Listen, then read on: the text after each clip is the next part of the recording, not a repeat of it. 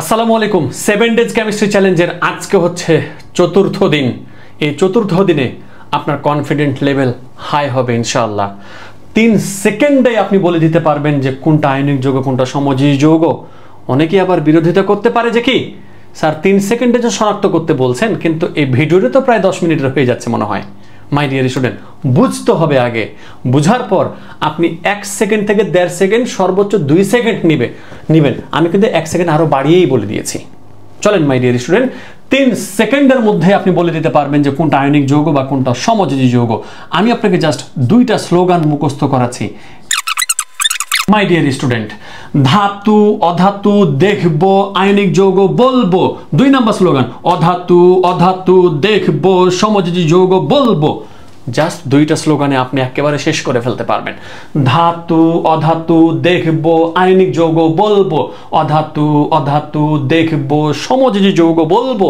তাহলে আপনার মাথায় প্রশ্ন এখন চলে আসবে যে স্যার কোনগুলো ধাতু আর কোনগুলো অধাতু। মাই ডিয়ার স্টুডেন্ট, চলেন আপনাদের জন্য আমি সেটাও লিখে রেখেছি, চিন্তা করার কোনো কারণ নেই। মাই ডিয়ার স্টুডেন্ট, কোন ধাতুগুলো সবচাইতে বেশি ব্যবহৃত হয় এটা কিন্তু অনেক স্টুডেন্টেরই মনে জানার আগ্রহ থাকে।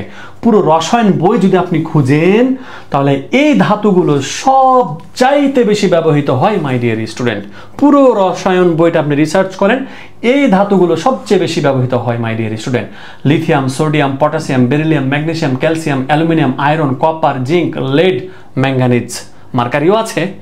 এখন আসেন অধিক ব্যবহৃত এবার অধাতু কোনগুলো। অধিক ব্যবহৃত অধাতুর মধ্যে hydrogen, nitrogen, oxygen, fluorine, chlorine, bromine, iodine, তারপরে কার্বন, সালফার, ফসফরাস। সবচাইতে বেশি ব্যবহৃত ধাতু এইগুলো, সবচাইতে বেশি ব্যবহৃত অধাতু এইগুলো। মাই ডিয়ার স্টুডেন্ট, একেবারে এক হাতে পেয়ে গেলেন না আপনি?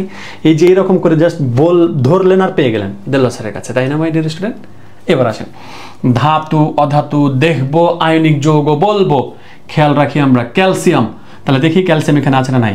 ক্যালসিয়াম, এই যে ক্যালসিয়াম আছে। অক্সিজেন, এই যে অক্সিজেন, তার মানে ধাতু আর অধাতু আছে, তার মানে এটা কি হবে? আয়নিক যৌগ হবে। দেখেন আপনি মাই ডিয়ার স্টুডেন্ট, আপনি যদি জাস্ট এই যে ধাতু আর অধাতুগুলো একেবারে চমৎকারভাবে মুখস্থ করে ফেলতে পারেন, তাহলে আপনিই বলেন তো আপনার কাছে কি এটা 2 সেকেন্ডও লাগার কথা নাকি 1.5 সেকেন্ডের মধ্যে উত্তর বলে দিতে পারবেন আপনি? মাই ডিয়ার স্টুডেন্ট, আপনি বলেন তো এবার, আপনিই বলেন। নাইট্রোজেন অধাতু, হাইড্রোজেন অধাতু। নাইট্রোজেন দেখেন এই যে নাইট্রোজেন আছে, আর কি আছে? হাইড্রোজেন আছে। তাহলে দুটোই অধাতু, তার মানে এটা কি হবে?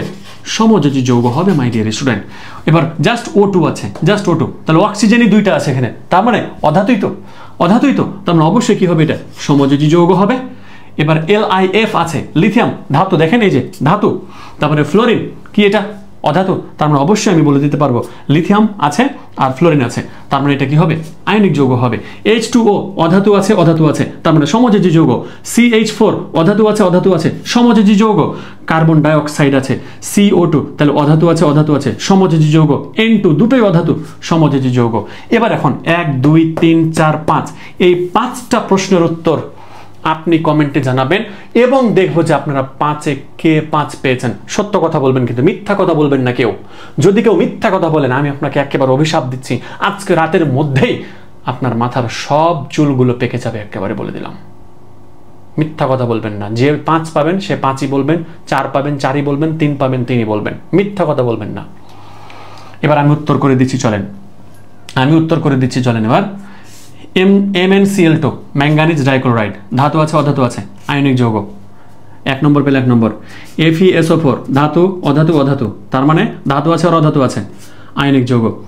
SiO2 silicon dioxide. এবার এখন দেখেন সিলিকন কিন্তু অপধাতু, এটা কিন্তু ধাতু নয়, তাহলে এটা হবে সমযোজী যৌগ। এবার আসেন FeSO4 আয়রন হচ্ছে কি? ধাতু। সালফার অধাতু, অক্সিজেন অধাতু, তার মানে এখন এটা কি হবে? আয়নিক যৌগ। জিঙ্ক সালফেট, তাই না? তাহলে জিঙ্কের যোজনী হচ্ছে কত? জিঙ্ক হচ্ছে ধাতু না অধাতু? ধাতু। সালফার হচ্ছে অধাতু, তার মানে এটা হবে কি? আয়নিক যৌগ। মাই ডিয়ার স্টুডেন্ট, তাহলে দেখেন আপনাকে কি 3 সেকেন্ড লাগতেছে? সত্য কথা বলেন তো, 3 সেকেন্ড লাগতেছে? মাই ডিয়ার স্টুডেন্ট, রসায়নকে একেবারে যেভাবে গুলে আপনার মাথায় দেওয়ার দায়িত্ব হচ্ছে কার? দেলোয়ার স্যারের। চিন্তা করার কোনো কারণ নাই। Physics, chemistry, math, higher math, এই 4টা সাবজেক্টকে একেবারে উড়া ধুরা করে আলোচনা করে দেবো আপনাদের জন্য ইনশাআল্লাহ। টেনশন বিলকুল মত করো, मैं हूं ना। পাঞ্জাবিটা সুন্দর লাগতেছে না? গত ক্লাসে তোরা দেখেছিলি তো, এটা এবারও পড়ে ফেলছি যে মাশাআল্লাহ একেবারে চমৎকার পাঞ্জাবি, একটু পড়েই নি। তাহলে দেখেন আপনি কি করলেন, আয়নিক এবং সমযোজী বন্ধন বা আয়নিক এবং সমযোজী যৌগ বা তড়িৎযোজী বন্ধন বা তড়িৎযোজী যৌগ শনাক্ত করার জন্য জাস্ট দুইটা স্লোগান দিল স্যারের। ধাতু অধাতু দেখবো, আয়নিক যৌগ বলবো, অধাতু অধাতু দেখবো, সমযোজী যৌগ বলবো। তাহলে যদি ধাতু আর অধাতু থাকে তাহলে আয়নিক যৌগ, আর অধাতু অধাতু আছে সমযোজী যৌগ। তাহলে এখন অধিক ব্যবহৃত ধাতু হচ্ছে এইগুলা, অধিক ব্যবহৃত অধাতু হচ্ছে এগুলো। ঠোঁটস্থ করে নেব একেবারে, ঠোঁটস্থ করে নেব একেবারে, ঠোঁটস্থ নট মুখস্থ, ঠোঁটস্থ করে নেব। তাহলে আপনার জন্য রসায়ন একেবারে প্রেমে পড়তে বাধ্য। মাই ডিয়ার স্টুডেন্ট, তাহলে দেখা হচ্ছে আগামী 5 নম্বর দিনে ইনশাআল্লাহ, নাকি?